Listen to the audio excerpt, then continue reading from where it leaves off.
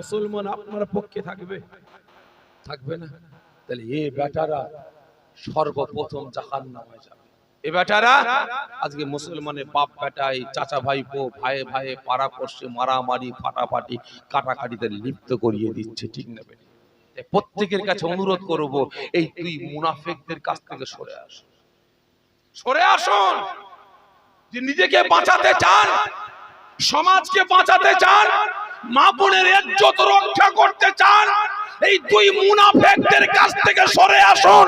আল্লাহর কসম খেয়ে বলছি, কোন বেটা আমার আপনার জন্য না, কোন বেটা মুসলিম সমাজের পক্ষে না। সব বেটাদের দেখে নিয়েছি, সব পকেট পুঁজির জন্যই এরা ব্যস্ত। এদের টার্গেট দুটো, এদের টার্গেট দুটো। ব্লু লাইট গাড়ির মাথায় লাগিয়ে প প করে ঘুরবো, আর কি করে টাকা ইনকাম করে পকেটে ঢুকাবো। বাস্তব বলছি ভাই। পরে আসেন ব্যাখ্যা করছি ইনশাআল্লাহ। দ্বিতীয় নাম্বার, সর্বপ্রথম জাহান্নামে যাবে কে বললাম? আমাদের মতো আলেম সমাজ। আজকে লক্ষ্য করুন না, একটা না দুটো না, আজকে আমাদের সমাজে হাজারো গোষ্ঠী আছে না নাই? কিছু গোষ্ঠীর নাম বলি: ফুরফুরা, তবলিগ, জামাত ইসলাম, আহলে হাদিস, কাদিয়ানি, কাউমারি, মাঝভান্ডারি, পিলা ফকির, আজানগাছি, ঘড়িপীর, আটরশি, চরমনা, জয়গুরু, লাল ফকির, পিলা ফকির, আগল চুষাপীর, বিড়ি বাবা, দরগা বাবা, কাটারি শাহ, ন্যাড়ার দল, সব আছে না নাই? আচ্ছা বলেন তো, এদের নেতা কারা? এই দলগুলোর নেতৃত্ব কারা দেয়? গ্যাঁটাখোর। এই কথা বলেন না ভাই।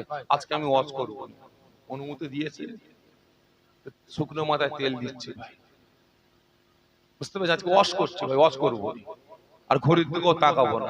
বলেন এদের নেতা কারা? হ্যাঁ, এই আমাদের মতো মুনাফিক মার্কা উলামা সমাজ। বাস্তব বলছি, এ বেটারা গ্রুপ নিয়েই ব্যস্ত, ঠিক না বেটে? এরা দল নিয়েই ব্যস্ত।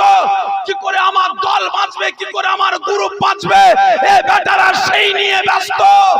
আল্লাহর কসম খেয়ে বলছি, কোন মুসলমান নেতা বর্তমান দিনে আমার নজরে পড়ছে না যে মুসলমানের হয়ে, শরীয়তের হয়ে, কোরআনের হয়ে, অসহায় মুসলিমদের হয়ে আওয়াজ তুলবে, কথা বলবে। আমি দেখতে পাচ্ছি না। সব ব্যাটাদের টার্গেট ব্লু লাইট আর পকেটে বানবে। দেখতেন না কদিন আগে হুগলিতে কি একটা হয়ে গেল? কি হলো হুগলিতে? জোরে বলেন না। আপনারা গিয়েছিলেন? কেউ আছেন? ভালো, কেউ আছেন কি এখানে গিয়েছিলেন? আপনি গিয়েছিলেন, আর কেউ গিয়েছিলেন? আপনারা গিয়েছিলেন। আল্লাহকে সাক্ষ্য রেখে বলতে পারবেন, আল্লাহকে সাক্ষ্য রেখে বলতে পারবেন, আমরা বর্তমান ভারতের মুসলমান আমরা বিপদে আছি না নাই? আছি তো ভাই সাহেব। পুইনানে ইস্তেমায় যাওয়ার জন্য, আমি ইস্তেমার বিরুদ্ধে না, একটা সংগঠন তার দলের লক্ষ্যে নিয়ে যাবে, আমার আপত্তি নাই। সে তার দলের কাজ কাম তারা পালন করবে, আমার কোনো দেখার দরকার নাই। তবে হ্যাঁ, তারা হাজার হাজার মানুষ, ভক্ত মুরিদরা ফোন করছে, ভাইজান যাবো।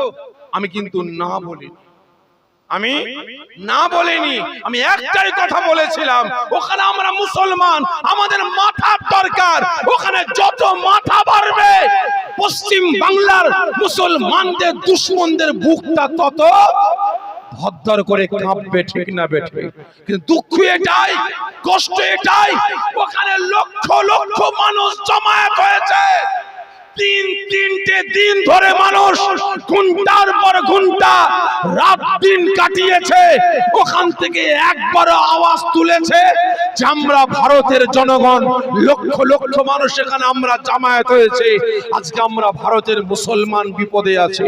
মসজিদ ছিনিয়ে নিয়েছে, ওয়াকফ ছিনিয়ে নিয়েছে, কবরস্থান ছিনিয়ে নিয়েছে, বাবরি ছিনিয়ে নিয়েছে। আজকে এসআইআর এর নামে আমার মুসলিম ভাই বোনেদের হেনস্থা করছে। তারা কোনোদিন বেপরদায় রাস্তায় বেরোতো না, বাজারে যেত না, নাচারে ডাক্তার দেখাবার জন্য তারা হিজাব পরতো, বোরকা পরতো, হাতে মোজা পায়ে মোজা নিয়ে তারা ডাক্তারখানায় যেত। কিন্তু আজকে তাদের দেশের নাগরিক প্রমাণ করার জন্য সেই পর্দানিশিনা মা বোনেদের বেগানা পুরুষের কাছে মুখের নেকাব খুলে প্রমাণ করতে হচ্ছে আমি এ দেশের নাগরিক, আমার মুখটার সাথে আমার ছবির সাথে মিলিয়ে এলেন, ঠিক না বেটা?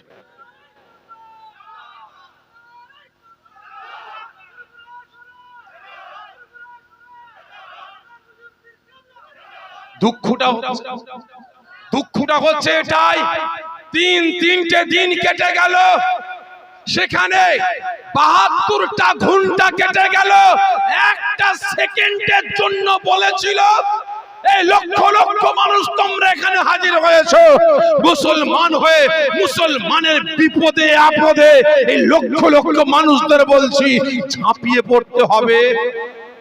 আওয়াজটা হয়েছিল মসজিদ বাঁচাবার স্বার্থে, ওয়াকফ বাঁচাবার স্বার্থে আমাদের ঝাঁপিয়ে পড়তে হবে, এই আওয়াজটা হয়েছিল। হয়নি। সব বেটার একটাই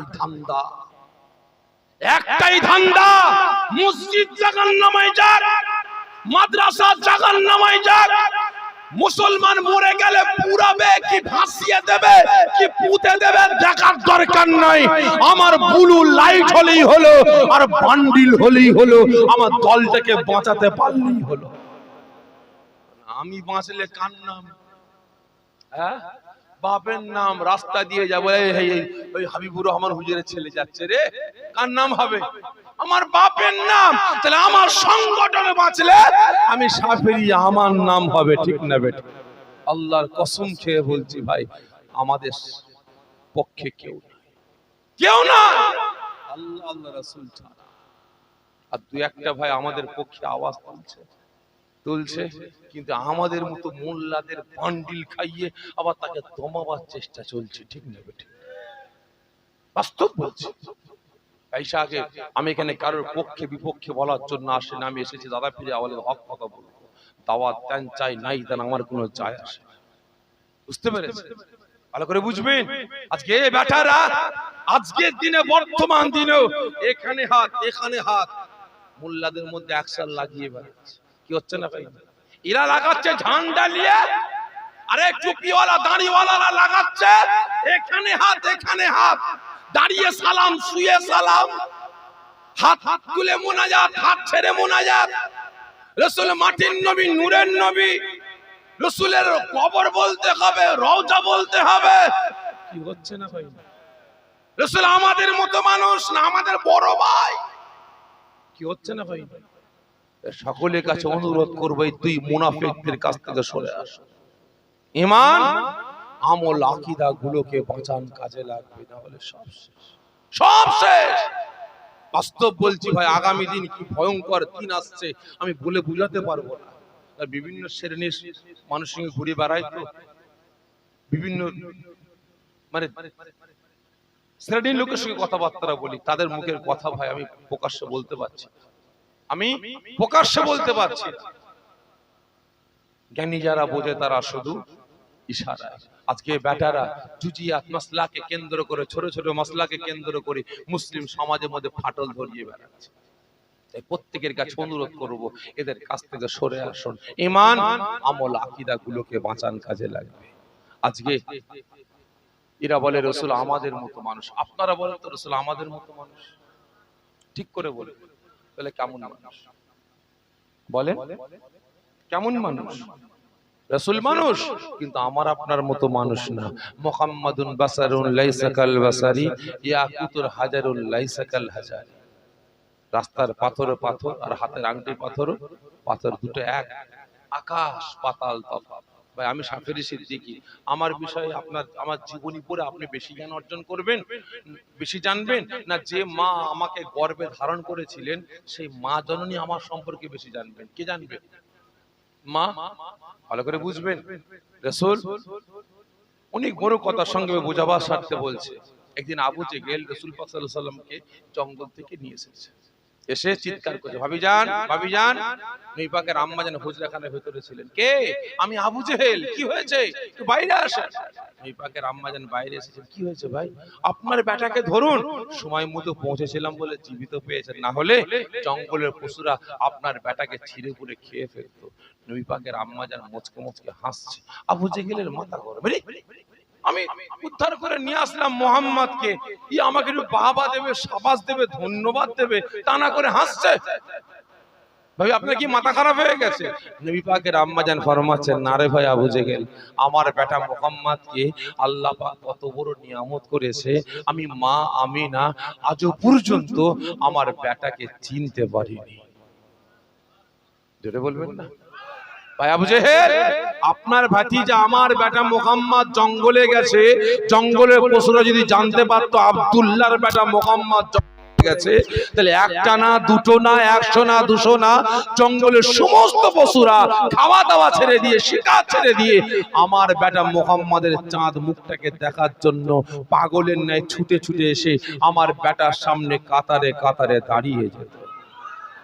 আবু জেহেল বলে